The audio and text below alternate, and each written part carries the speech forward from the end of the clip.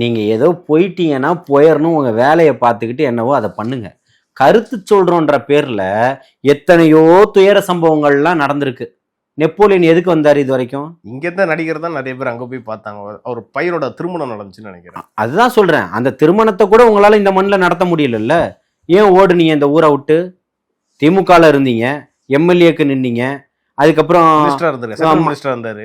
Central மினிஸ்டரா இருந்திருக்காரு. இல்ல அதுதான் சொல்றேன், அதுக்கப்புறம் எம்பி ஆனீங்க, எல்லாம் நடந்துச்சு இல்ல.